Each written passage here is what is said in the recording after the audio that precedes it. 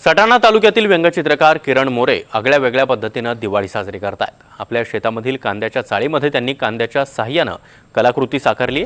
शेतकऱ्यांची व्यथा या चित्रातून त्यांनी मांडली आहे।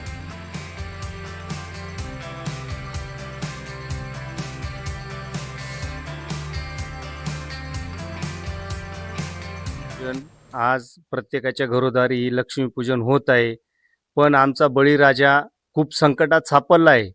बळीराजाचे जे स्वप्न होते पूर्णपणे चक्काचूर झाला। तर तो इतका भयानक होता तर काही शेतकरी महापुरात अडकले, काहींची शेती खरडून गेली, काहींचं पीक नेस्तनाबूत झालं, काहींचा जो पिकलेला माल होता उन्हाळ्यामध्ये, जो पावसाळ्याचं विक्री व्यवस्थापन करण्यासाठी जो कांदा होता तो पूर्ण त्याचे भाव पूर्ण कोलॅप्स झाले। तर आता राहिलेलं जे जगवणारं पीक आहे मका, तर मका पीक हे अक्षरशः लूटभावाने विक्री व्यवस्थापन होतंय।